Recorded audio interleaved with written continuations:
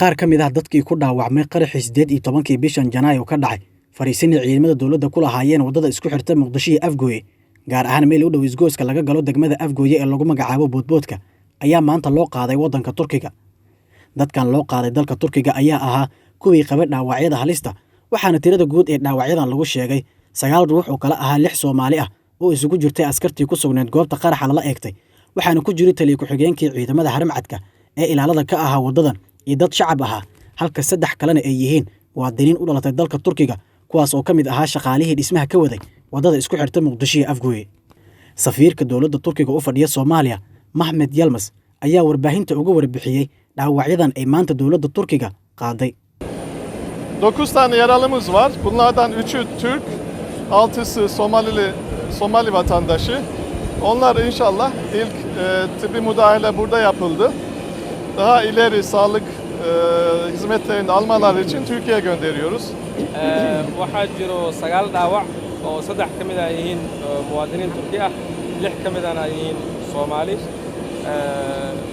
gargaarkii degdega waxaa loogu qabtay halkan si ay u helaan caafimaad horumarsan yaa maanta waxaan u qaadaynaa Turkiga. Birkaç gün hastalarımızı burada tuttuk çünkü stabil hale gelmeleri gerekiyordu. qarax markuu dhacay kadib hal ama 2 maalinaan sugnay si ay dhaawacyadu marka hore ay u nastaan oo ay ku soo gaaraan heer ay diyaarad ku safri karaan. Bunlar bizi üzüyor ama biz faaliyetlerimize Somali'de devam edeceğiz. Somali'nin her zaman yanında olmaya, Somalilerle birlikte durmaya devam edeceğiz. طبعاً waa namurjinayaan ama waa namurgelinayaan dhacdooyinka noocan oo kale laakiin hawlaheenu waa sii socon doonaan hawlahan Soomaaliya ka wadno marnaba ma istaajin doonaan. Sidoo kale wasiirka wasaaradda gargaarka iyo maareynta masiibooyinka ee xukuumadda federaalka Soomaaliya Xamse Saciid Xamse oo goobta warbaahinta kula hadlay ayaa faahfaahin ka bixiyay dadkii ku dhaawacmay qaraxii 18 bishan ka dhacay wadada isku xirta Muqdisho iyo Afgooye iyo sidoo kale gurmadkan ay dawladda Turkiga u sameysay dadkan. dadka ku waxyeeloobay qaraxaas 18 jidka Afgooye Baar Ismaaciil waxay ahaayeen 22 saddex waa naga dhintay Allah u raxmado qaarna halkana lagu daaweynayaa dadka la qaaday maanta waa 9 waxa isku jiro 3 Turki oo injineero iyo 6 Soomaali ah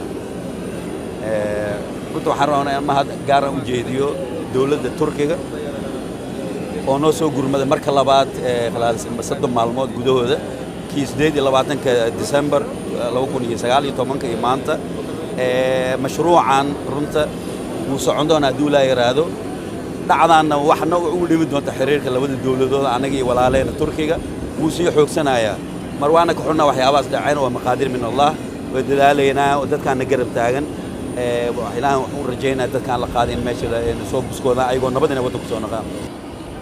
kooxda al-shabaab ayaa dhamaadka sanadkii tagay ee 2019 waxa ay ku goodisay inay kordhi doonto weerarada ay la bartilmaameedsanayaan muwaadiniinta u dhalatay dalka Turkiga ay ku sugan magaalada Muqdisho iyo guud ahaanba Soomaaliya kadib cod uu soo duubay afayeenka kooxdan al-shabaab lagu baahiyay baraha ay isticmaalaan kooxda al-shabaab Maxamed Bulbul